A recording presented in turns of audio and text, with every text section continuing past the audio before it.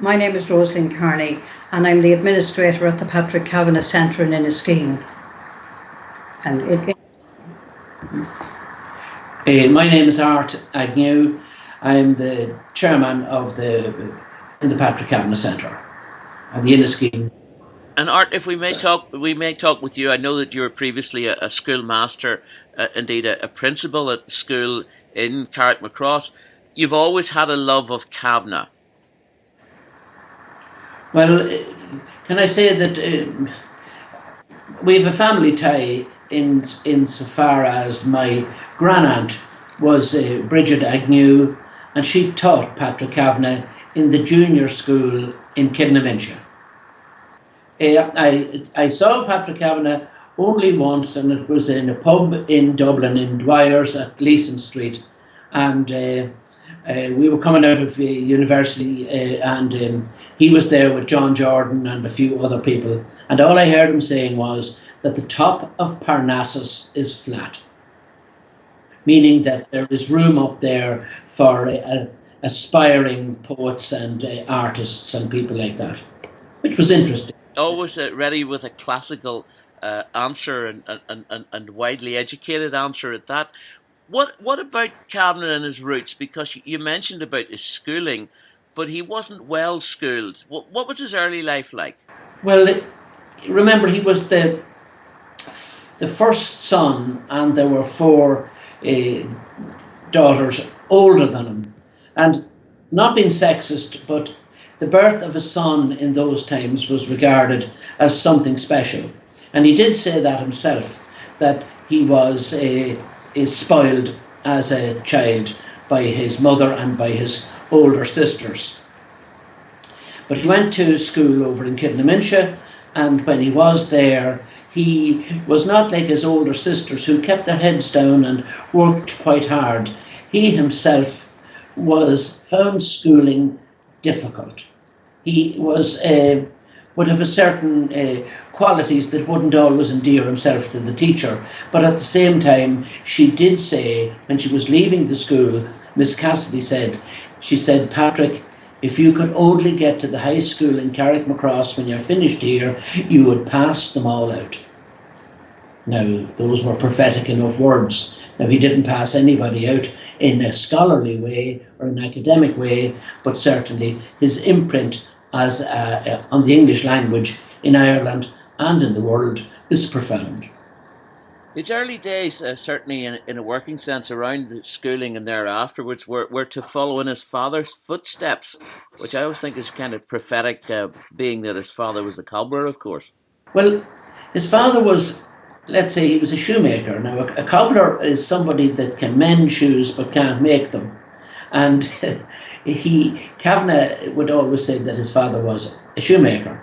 Now, Kavanagh was ill-suited to work as a cobbler or as a shoemaker. And his father found out that fairly quickly and really sent him around to different farmers and places, people like that, so that he might learn a bit about farming, because they themselves wanted land, because they were made, the mother's family were made landless just after the famine, and to have land in rural Ireland was prestigious, and they purchased land, and it was there basically for Patrick. And then in the 1920s they purchased an outlying farm so that there would be extra land for him. And this was when Patrick was tending the stony grey soil of Monaghan.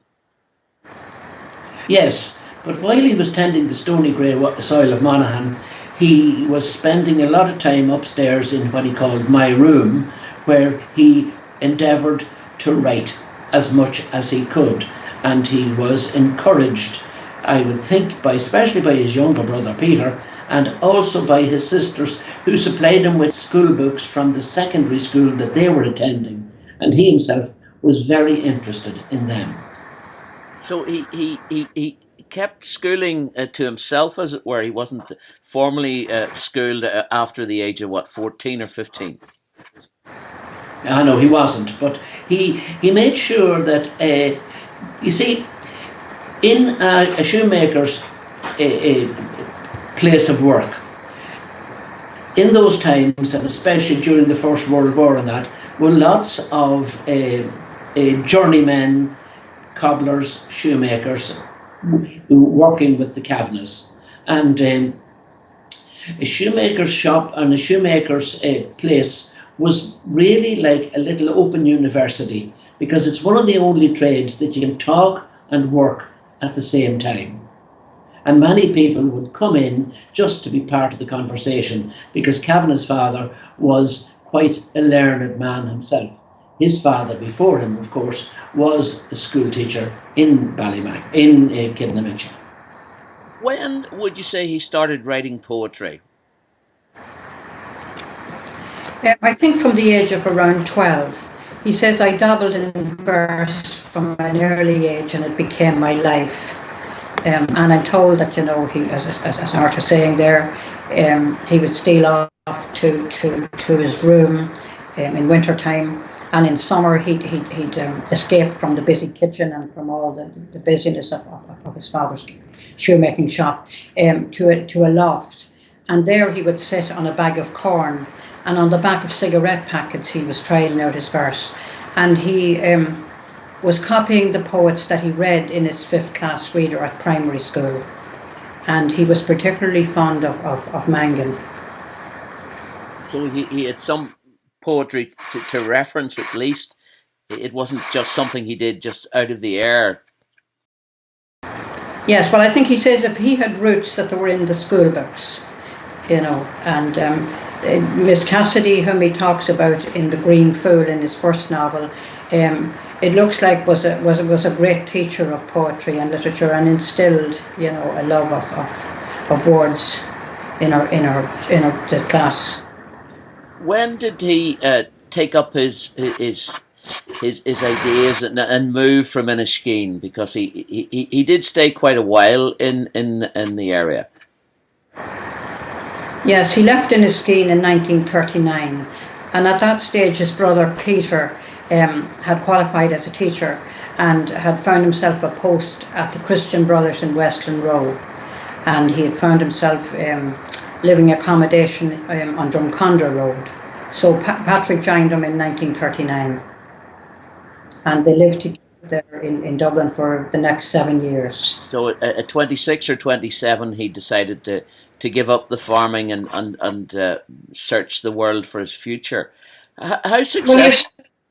Sorry, Donna, he was 35. He was born in 1904, and so he was, in 1939 he departed Inniskeen. I think, Donna, it's also important to remember that he had been, after he had met A.E., as George Russell in Dublin, in his 20s, he got encouragement from him to keep on at his writing. And then he began to send poems to Macmillan's in London. And he got an answer back from them that they were willing to publish his poetry. And in 1936, Ploughman and Other Poems was published by the world-renowned publishing firm of Macmillan's of London.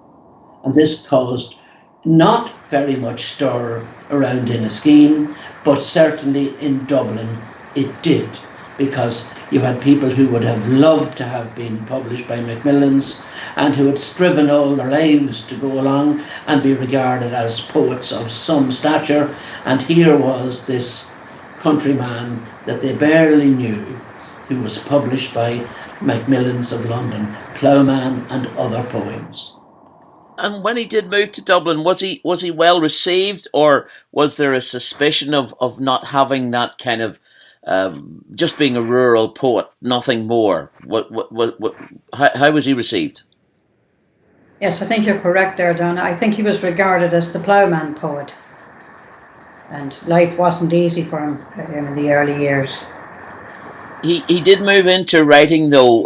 His brother and he kind of contributed to publications, or at least his brother encouraged him very much. Oh, very much. Peter was very much behind him. He had a great interest in poetry and literature as well. And yes, he was looking over his shoulder all the time, I think, you know, at the work. When do you think, or when is it regarded as he made a breakthrough into that society that was ignoring him? Well, in the 1940s, he became involved then with a magazine called The Bell, and you had three people in particular. One was Padre O'Donnell, one was Frank O'Connor, and the other was Sean O'Fuelon. And they encouraged Kavanagh to go along and write, and especially to go back to his roots and to find inspiration and material there. And in 1843 it was that he wrote The Great Hunger, which was a poem which was devastating in many ways. It's over 700 lines long, and in it he talked about whilst men and farmers and Patrick Maguire, the anti-hero of the poem, were materially sound, spiritually they were bereft. And that is the poem which Kavanagh, though in his later life he disowned it because he said it lacked repose and lacked love. It was very accurate in describing the rural Ireland that existed at that time.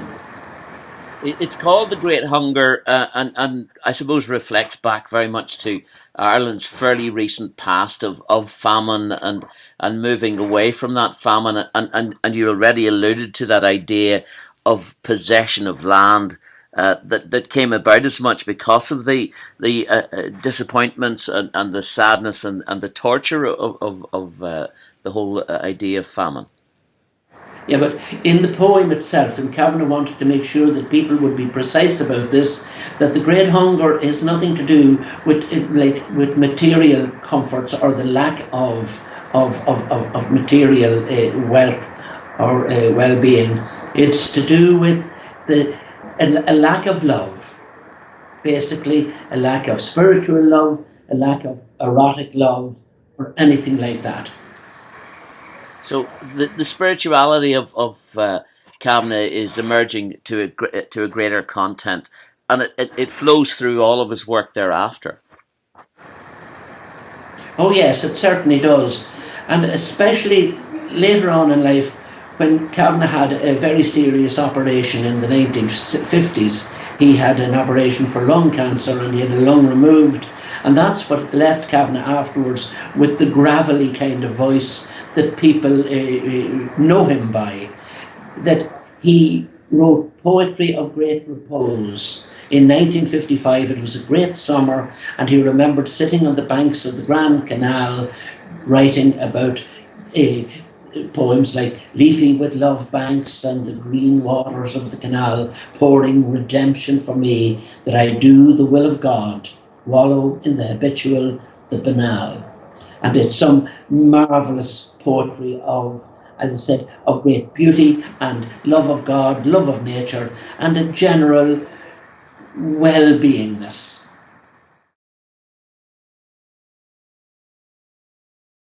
A year ago I fell in love with a functional ward of a chest hospital.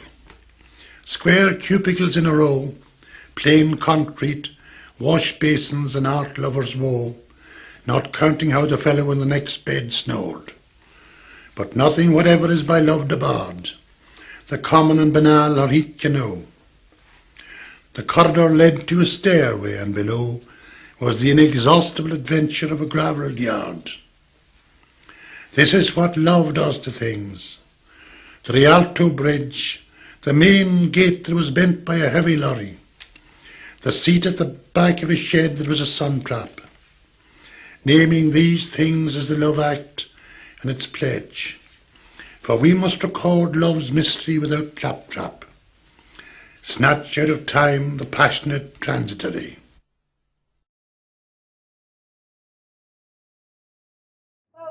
I grew up in Dundalk. I was born in the Carrick Road, which is out in Dunamore, which is was then well outside Dundalk, on the road to the Carrick Cross Road. So Inniskeen was very local to us. And Patrick Kavanagh was a local hero. He was a proper local hero. He died short. I was only 3 or 4 when he died. So I grew up knowing all about him, and my mother was a great fan of his.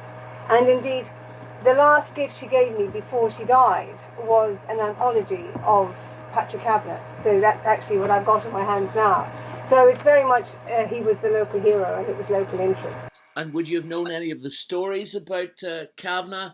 It said he used to take the bus regularly to Inniskeen, probably past your home. Indeed, he would have done so. And he wrote for the Dundalk Democrat, which is, believe it or not, still published today. So some things do live on. And you're going to read your favourite poem. Which is the Rowley Mile. The Rowley Mile. As I was walking down a street upon a summer's day, a typical girl I chanced to meet and gathered courage to say, I've seen you many, many times upon this Rowley Mile, and I'm foolish enough to believe you love me, for you always smile. Well, she gathered herself into a ball, receding all the time. She said, I beg your pardon, I do not know what you mean. I stammered vainly for the right word. I said, I mean to say, I'm not trying to get off with you or anything in that way. The street was full of eyes that stared at something very odd. I tried to imagine how little means such a contretemps to God. I followed her a few slow yards. Please, just one moment stop. And then I dashed with urgent tread into a corner shop. As I walked down that sunny street, I was a broken man, thanks to an Irish girl who smiles, but is true to the plan taught her by old gummy granny. You must try out your powers with a smile, but come to the test. Hard reality must make the pace upon the Rowley Mile.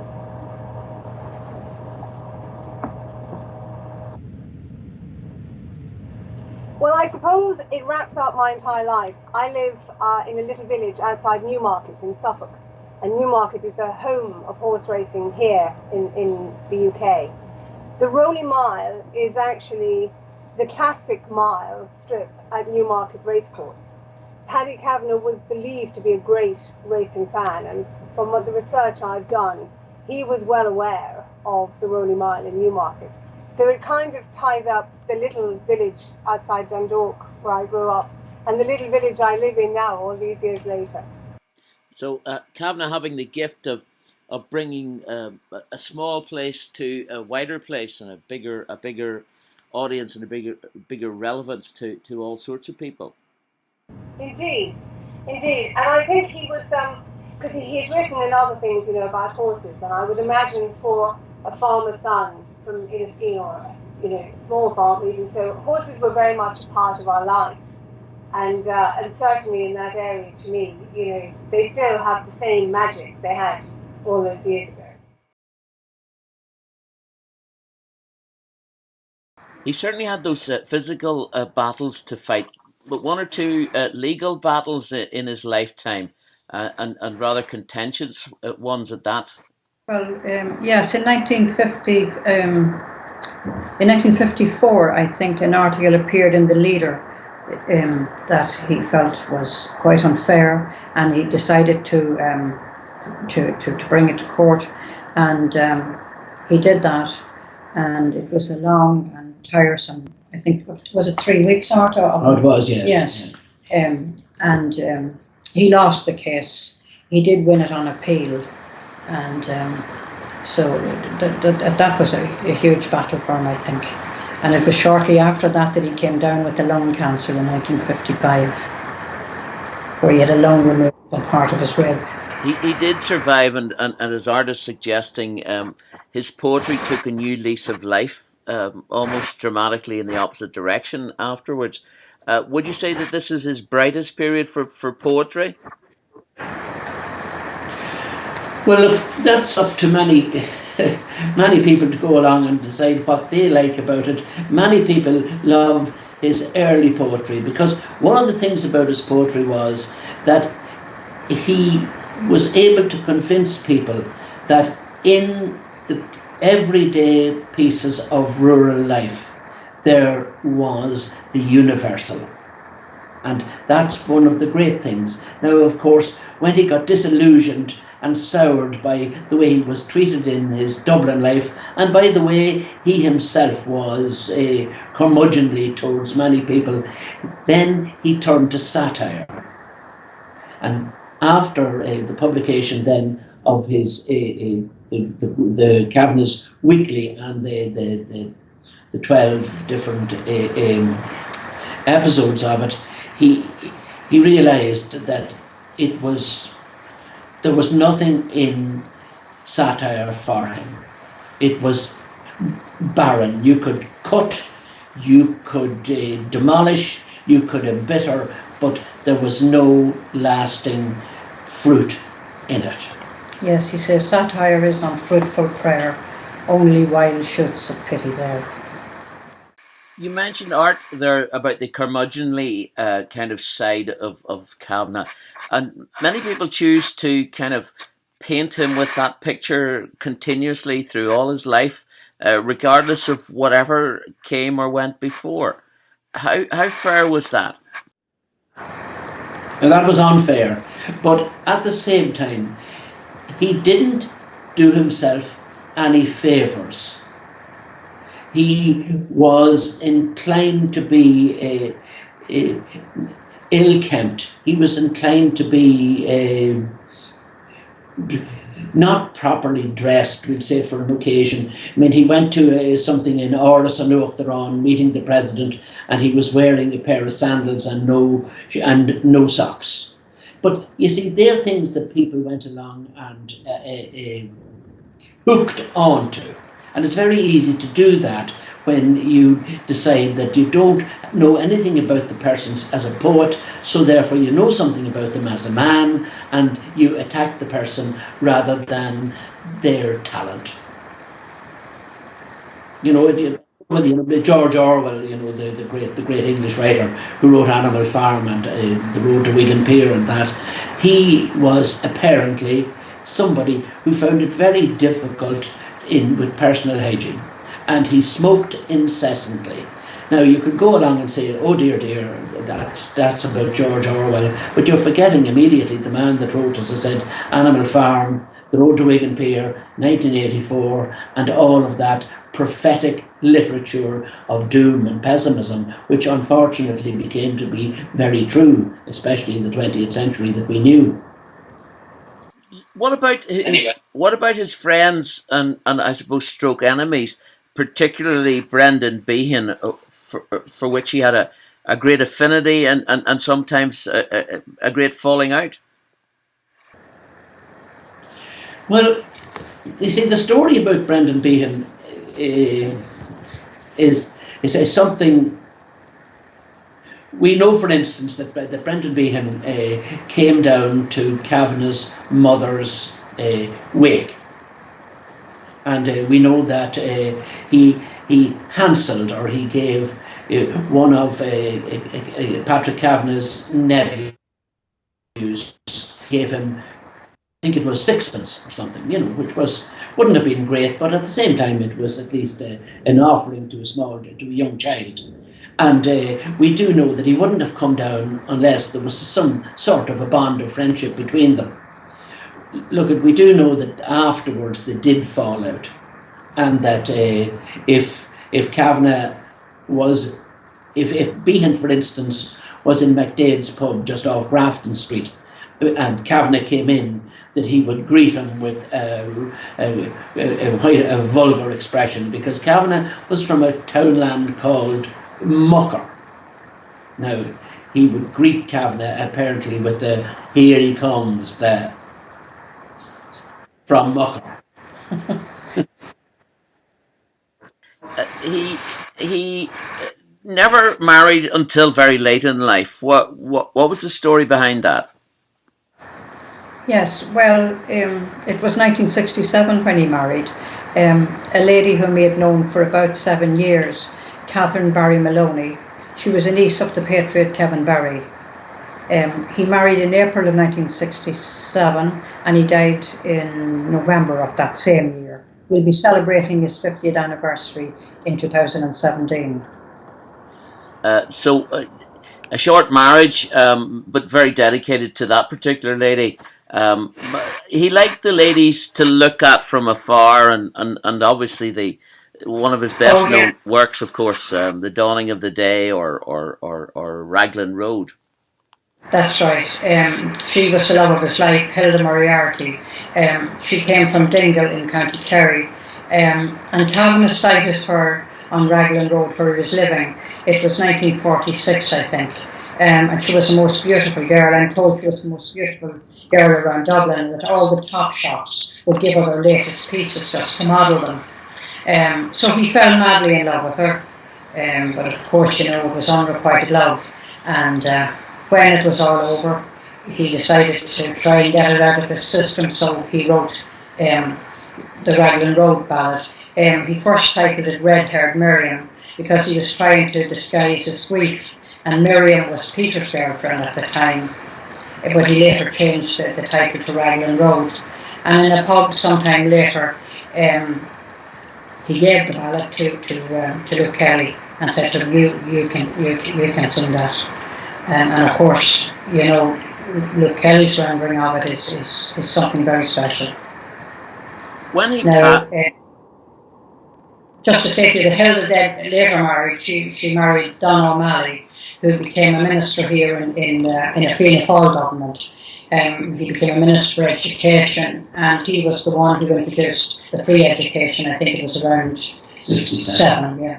Another old friend, Luke Kelly of the Dubliners, and with him Al O'Donnell. And of course, Luke, you remember yourself meeting the Mr. Kavanagh. Yeah, on the one occasion that I dared actually to speak to the man, because as Ben said earlier on, he was a rough sort of man. But we were in a pub. We won't name the pub. I don't suppose it's allowed on television. Well, it was in the Bailey anyway. And he was singing in his own peculiar manner, and so was I, in my own peculiar manner. And he said, I've got a song for you. And he said, you should sing Raglan Road. And I'm very proud of the fact that I got the imprimatur, as it were, from the man. And you did sing it, himself. And you will now. Well, I'd like to sing it now, yeah, why not? Luke Kelly with Al O'Donnell. Okay. On Raglan Road of an autumn day, I saw her first and anew, that her dark hair would weave a snare, that I might one day rue. I saw the danger and I passed along the enchanted way, and I said, let grief be a fallen leaf at the dawning of the day.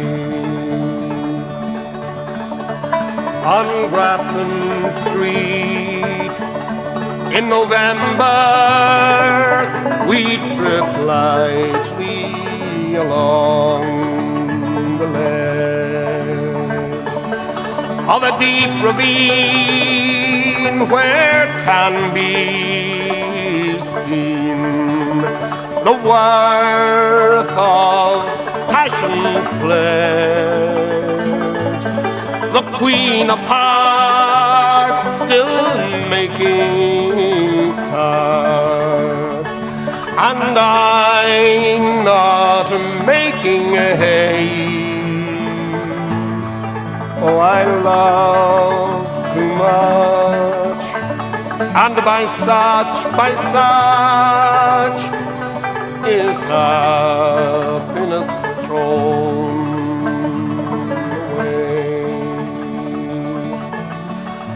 I gave her gifts of the mind, I gave her the secret sign, that's known to the artists who have known the true gods of sound and stone, and word and tint without stint. I gave her poems to say with her own name there, and her own dark hair like clouds over fields of May. On a quiet street where all ghosts meet, I see her walking now, away from me so hurriedly. My reason must allow that I had loved not as I should, a creature made of clay, when the angels the clay he'd lose his wings at the dawn of day.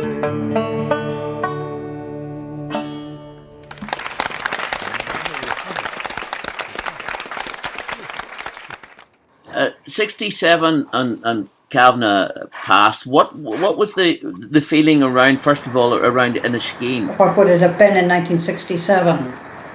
Well, I think he was. I mean, that, you're talking about the year he died. Well, I think he would still have been quite misunderstood. Probably locals didn't really fully appreciate, his genius, and so that would have been difficult as well, I suppose, for him. At the same time, just before he died, the theatrical production of his novel Tarry Flynn was staged in the town hall in Dundalk to full houses. It was practically impossible to get a ticket and to get a seat. And Kavanagh, in one of his later poems, Thank You is the name of it, he talks about, and thank you, and I say how proud that I have been by fate allowed to stand here having the joyful chance of a holy hearing audience, for most have died the day before the opening of that holy door. So there is a feeling in Kavanagh that he is recognised, that his talent has not been in vain, and his efforts to become the writer he did become, and to echo truthfully his own place, and to show how universal his feelings were and the area that he came from, that it was worthwhile. Well, in the late 80s, a little local community group got together and decided that we would do something to commemorate the poet in his own native village. So we were able to take a lease on a beautiful old disused church and had it revamped, and we have a permanent exhibition to him there.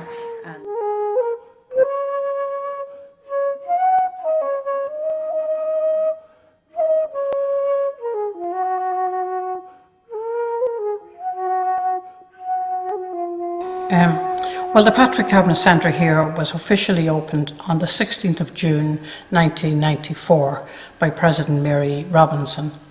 And since then it has been operating on 3 counts as a visitor attraction, an education facility and an arts venue.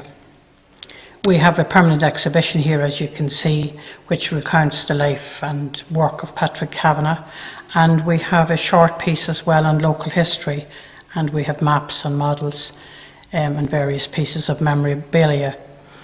We also have a 60-seat audiovisual theatre and a reference library. And we have an organised tour of Kavanagh country, a 1-hour tour of Kavanagh country, which takes in all the places that Kavanagh immortalised around Inniskeen. We have a comprehensive calendar of events. We have poetry workshops, creative writing, the annual Kavanagh weekend, the Raglan Road Festival, and then we have the annual Patrick Kavanagh Poetry Award, which is running now for about 39 years. We also have competitions, poetry competitions for the junior schools and for the children, and we have art exhibitions as well for them. And we run an annual Halloween party for the children as well.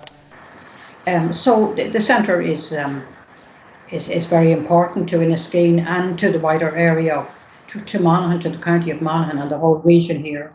It attracts visitors from all over the world. So, yeah, we're very happy about that anyways. His grave then, of course, is in the adjoining cemetery. And so lots of visitors come there as well. We celebrate the Kavanagh weekend every year, and the last weekend in September. And we had full houses this year for it.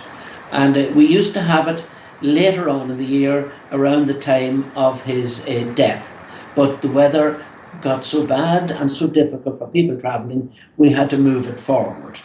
Not to everybody's agreement, but that's what we had to do. And this year we had quite a great time, and we had local writers of international acclaim, Pat McCabe from Clones and Michael Harding from further into Kincavan, Leitrim, and they took part, and we had our the Kavanagh Poetry Award, and we had the schools poetry, and we had the local group, the Feenside Theatre, putting on their play as well. It's a play with an 1816 theme to it. So all in all of that worked out well for us. Yes, and I should add, Donna, that we have a full calendar of events. We run poetry and creative writing workshops at the centre and computer training for locals.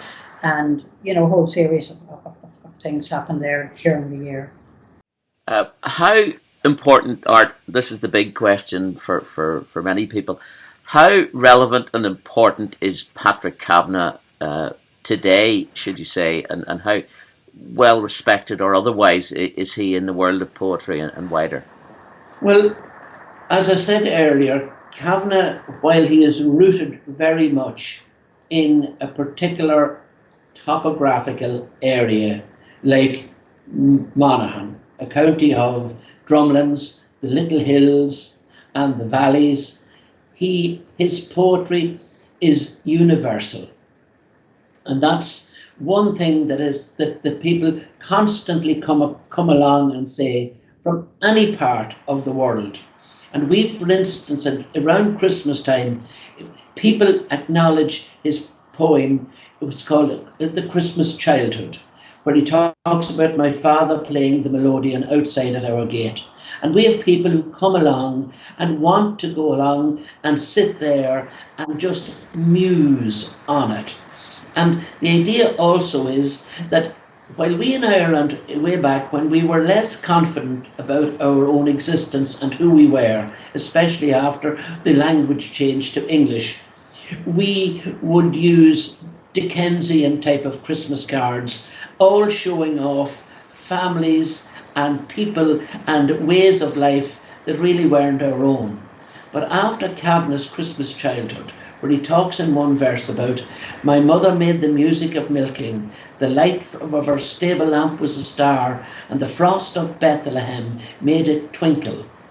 People realised that we could set our own particular graphic and pictorial and verbal images of our Christmas, which were totally authentic to us. And that's, I think, one of the legacies that Kavanagh has given us, a confidence to use our own language the way he has used it. You're both very proud of Kavanagh, very much involved. And Art, I'll ask you to read A Christmas Childhood in a second. Rosealeen, for you, very proud to be involved so much with the Kavanagh and Patrick Kavanagh Center. Have you a particular poem that resonates with you more than any other among his collection? Well, I mean, all of them. We were marking here Christmas Eve Remembered as well. It's quite a long poem too. But one of the first poems that I enjoyed and felt was quite spiritual was just Ploughman. I think it was first published by A. Russell, where he says, I plough the green lea down gaily now and paint the meadow brown with my plough. I dream with silvery gull and brazen crow, a thing that is beautiful, I may know. Tranquility walks with me and no care, oh, the quiet ecstasy like a prayer. I find a star, lovely art in a dark sod, joy that is timeless, oh heart that knows God. Thank you very much for that, Rosealeen, and indeed for being with us today. And Art, thank you so much for your knowledge as well, and I appreciate you taking the time. Can you read A Christmas Childhood for us now? Yeah, I'd love to. A Christmas Childhood. One side of the potato pits was white with frost. How wonderful that was. How wonderful. And when we put our ears to the paling posts, the music that came out was magical. The light between the ricks of hay and straw was a hole in heaven's gable. An apple tree with its December glinting fruit we saw. Oh, you Eve, were the world that tempted me to eat the knowledge that grew in clay, and death, the germ within it. Now and then I can remember something of the gay garden that was childhood's. Again, the tracks of cattle to a drinking place, a green stone lying sideways in a ditch, or any common sight, the transfigured face of a beauty that the world did not touch. My father played the melodeon outside at our gate. There were stars in the morning east, and they danced to his music. Across the wild bogs, the melodeon called to Lennons and Collins. As I pulled up my trousers in a hurry, I knew some strange thing had happened. Outside in the cowhouse, my mother made the music of milking. The light from her stable lamp was a star, and the frost of Bethlehem made it twinkle. A water hen screeched in the bog. Mass-going feet crunched the wafer ice of the potholes. Somebody wistfully twisted the bellows wheel. My child poet picked out the letters of the grey stone in silver, the wonder of a Christmas townland, the winking glitter of a frosty dawn. Cassiopeia was over Cassidy's hanging hill. I looked, and 3 wind bushes rode across the horizon, the 3 wise kings. An old man passing said, "Can't he make it talk?" The melodeon. I hid in the doorway and tightened the belt of my box-pleated coat. I nicked 6 nicks on the doorpost with my penknife's big blade. It was a little one for cutting tobacco, and I was 6 Christmases of age. My father played the melodeon, my mother milked the cows, and I had a prayer like a white rose pinned on the Virgin Mary's blouse. Thank you, Art. Thank you, Rosealeen. Thank you for joining us. Thank you, Dan.